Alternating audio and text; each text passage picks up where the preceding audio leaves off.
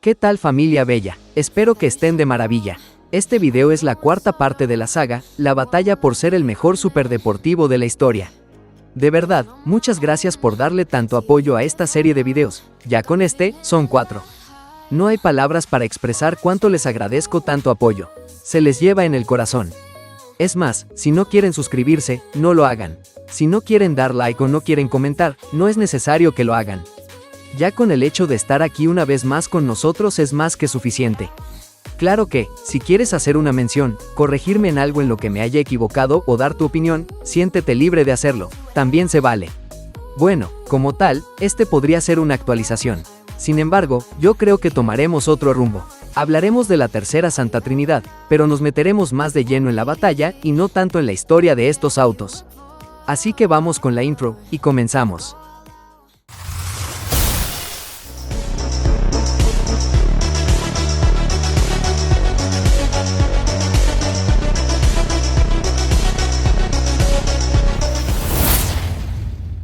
La segunda Santa Trinidad fue impresionante y única de ver. Sin embargo, al comenzar la década de los 2000, se formulaban dos nuevas batallas. La primera era la batalla por la velocidad, cuyo primer vídeo ya está en el canal. Y la segunda batalla era la selección para formar parte de la tercera Santa Trinidad, que es la historia que abordaremos el día de hoy. El buen sabor de boca que dejaron las anteriores Santas Trinidades hizo que no se esperara demasiado para conocer lo que sería la nueva Santa Trinidad. Este concepto de 3 autos que fueran lo mejor de la década ya era un estándar para cada generación.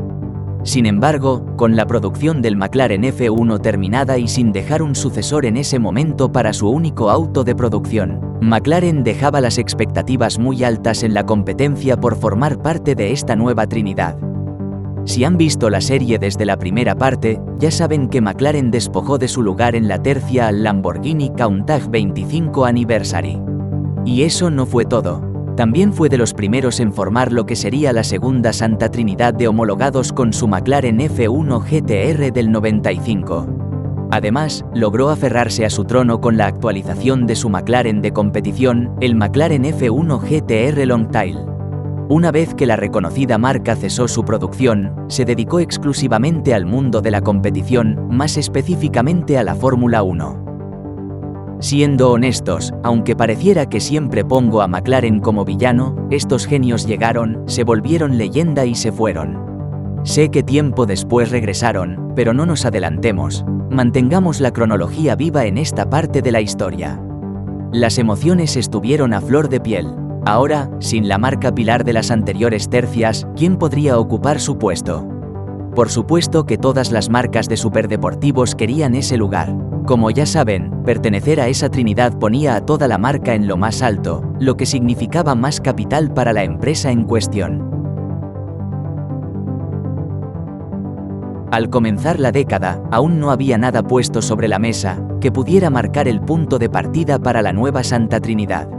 Claro que había buenos superdeportivos en los expositores de marcas de alto rendimiento, pero ninguno imponía un verdadero estándar para comenzar. Algunas de las marcas que estaban presentes eran Pagani, con su segundo modelo de producción en la historia, el Zonda C12S.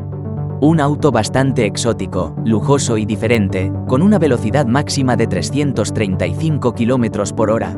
Este auto tenía con qué competir, pero aún nada estaba dicho. A su lado estaba su vecino italiano, Lamborghini, con su modelo Diablo. Un auto que ya contaba con algo de legado, y con su facelift, lo hacía lucir mucho más moderno que sus primeros modelos de los 90s. Sin embargo, el Diablo era de la década pasada, y no iban a iniciar la tercia con un auto de la generación anterior. Porsche tenía un decente 911 GT2 996, que no era el favorito entre los deportivos de alto rendimiento de ese año. Sí, era un auto increíble, pero hay una gran diferencia entre decir que era increíble y decir que era el mejor superdeportivo del momento. Ferrari contaba con el 550 Maranello, que, aunque bastante bonito y rápido, no era lo más óptimo para la tercera Santa Trinidad. Dodge aún tenía su Viper GTS, el cual no había cambiado mucho. Aunque su modelo Concept se presentó ese año, mostrando un gran futuro para el Viper, aún no era una realidad para la tercia. RUF también hacía acto de presencia en ese momento con su modelo RUF RGT.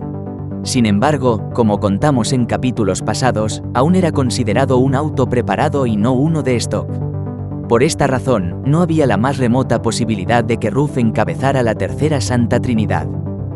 Saleen también apareció en escena. Aunque comenzó su existencia este año, lo hizo como un modelo homologado, luego se convertiría en uno de producción. No obstante, las intenciones de esta marca con el Saleen no eran pertenecer a la tercia, sino ganar carreras, un concepto que cambiaría con el tiempo. Sin embargo, por parte de la prensa, no se tomó ninguna decisión este año. Pasando al 2001, muchas de las marcas comenzaron con las actualizaciones de sus modelos insignia, los autos más probables para ser seleccionados para esta nueva Santa Trinidad. Estar en esta tercia era, entre muchas otras cosas, una señal de exclusividad. Así que nadie iba a seleccionar autos de producción común para esta tercera tercia. Se tenía que llevar a un nuevo nivel. El primero en comenzar a atacar fue Lamborghini. Como ya hemos visto en ocasiones anteriores, Lamborghini es una marca competitiva. Compitió por el récord de velocidad en los 70 con el Miura P400S, luchó por pertenecer a la primera Santa Trinidad con el Countach 25 Anniversary.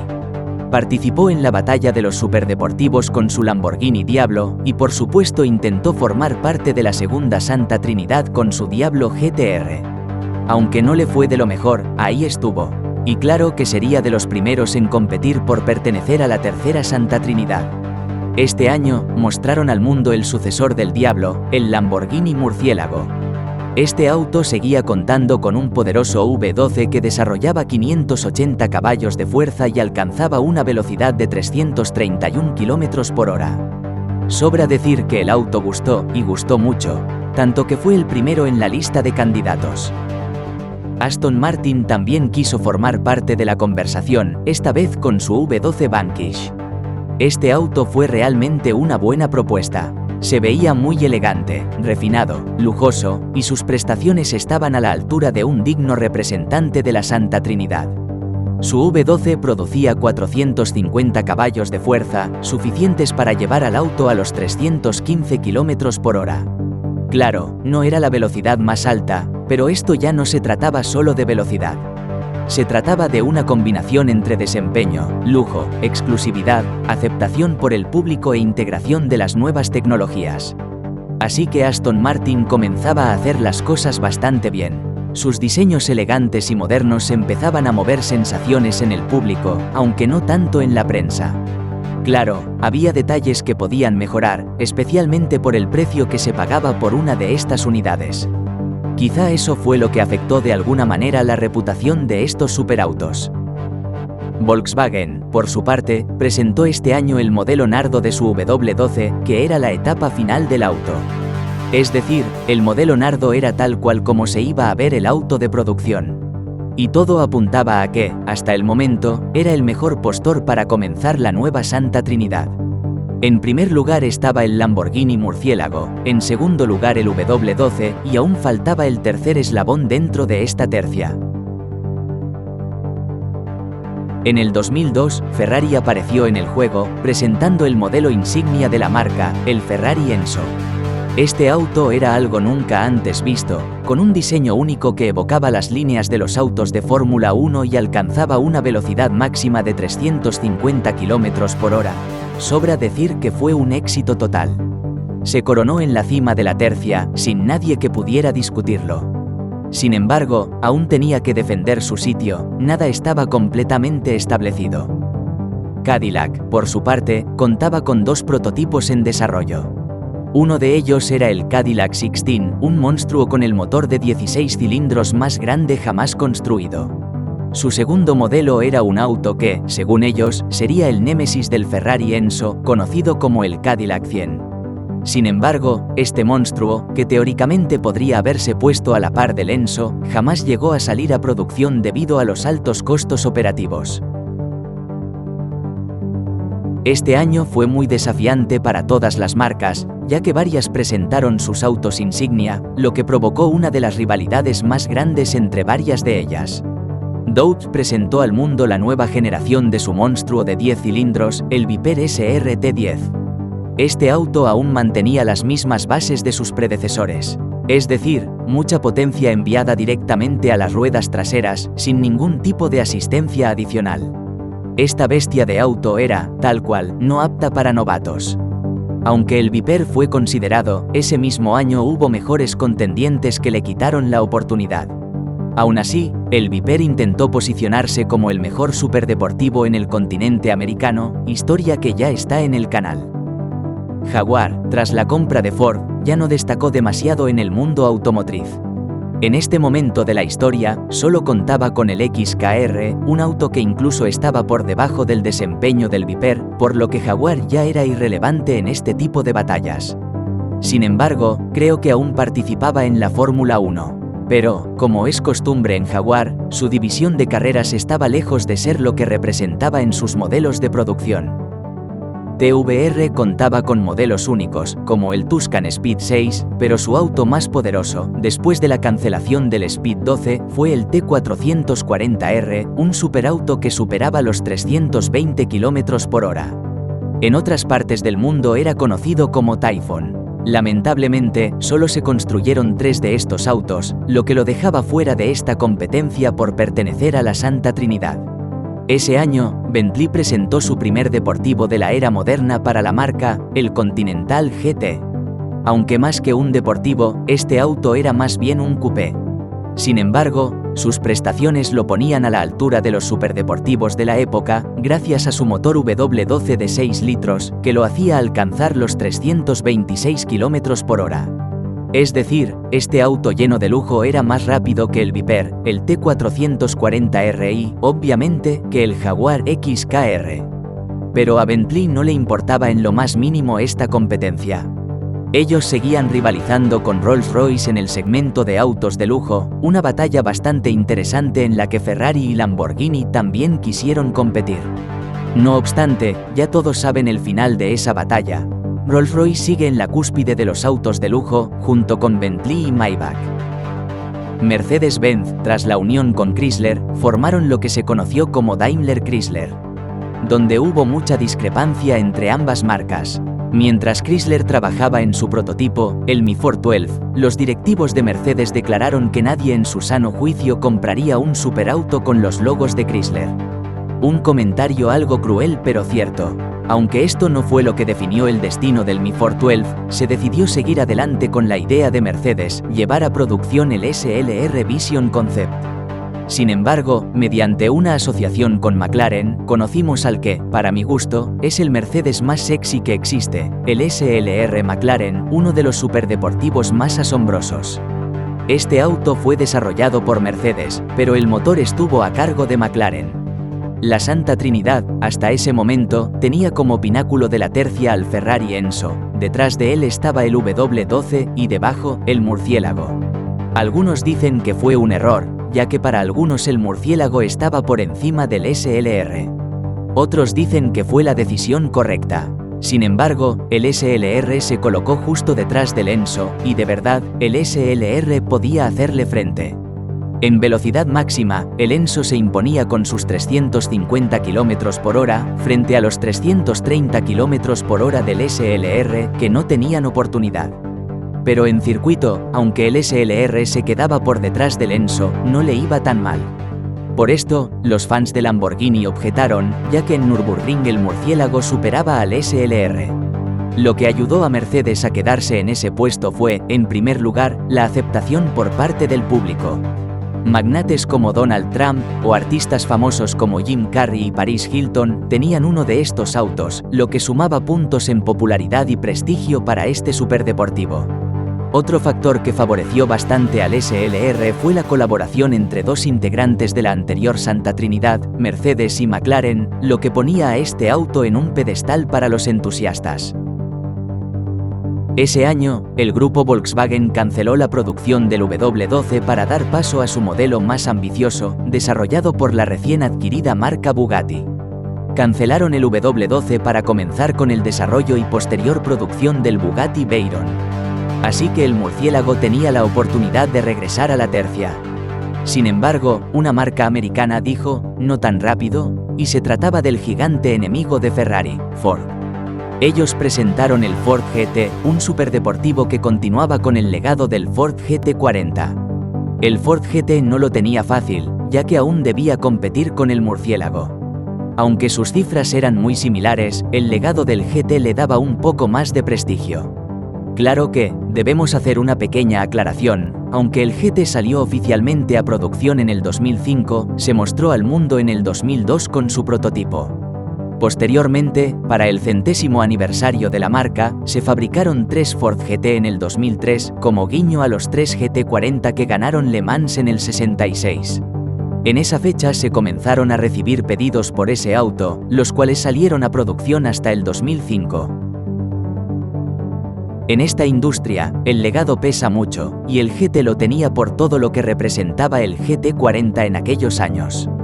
En cuanto a cifras, tanto el murciélago, el SLR, como el Ford GT estaban muy parejos en desempeño.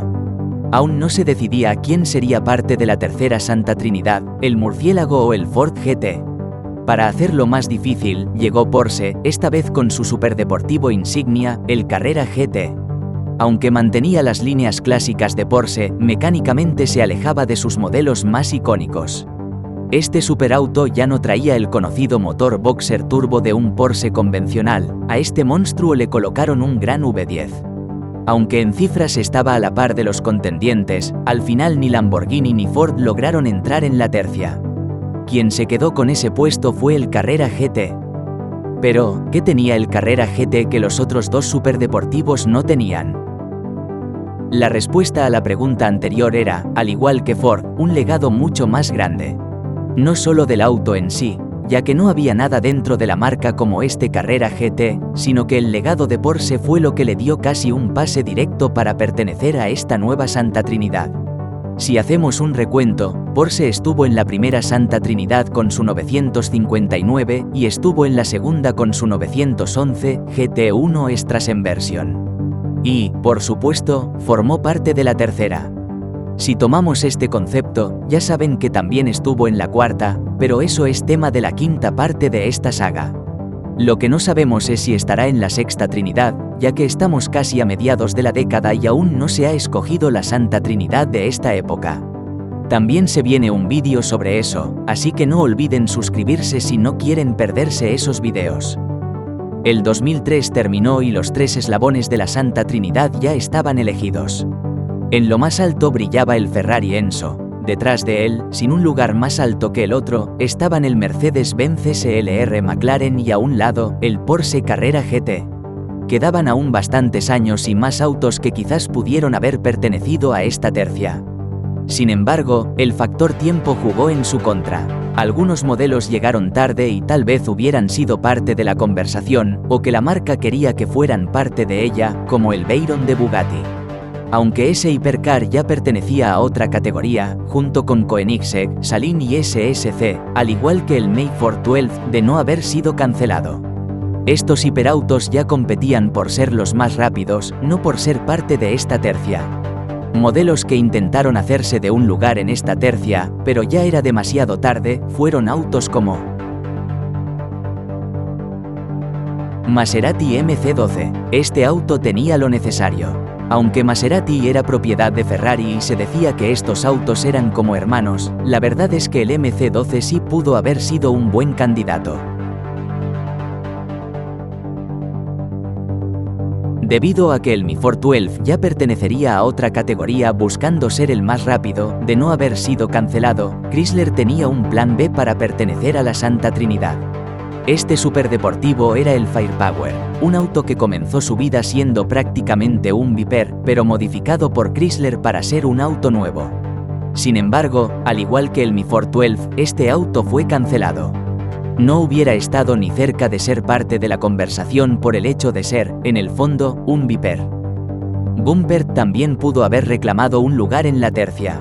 Este auto era más rápido que el Ferrari Enzo, aunque en ese momento eran una marca con muy poca experiencia y, por la falta de un gran legado, quizás no hubiera sido considerado.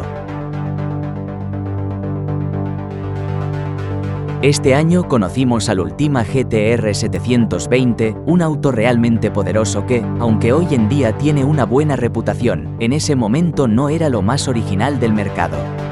Mosler también tenía un buen superauto con su modelo MT900S, sin embargo, esta bestia se consideraba más un auto homologado. La venta al público en general fue muy escasa, lo que hizo que Mosler cerrara sus puertas en 2013 sin continuar con el legado de este superauto. En 2007 aparecieron 3 autos que pudieron haber estado en la conversación. El primero de ellos es el Spyker C12 Zagato, un auto muy revolucionario con un diseño llamativo. Sus prestaciones estaban a la altura de los integrantes de la Santa Trinidad. Otro que quizás pudo haber formado parte sería Viessmann con su modelo MF5 GT.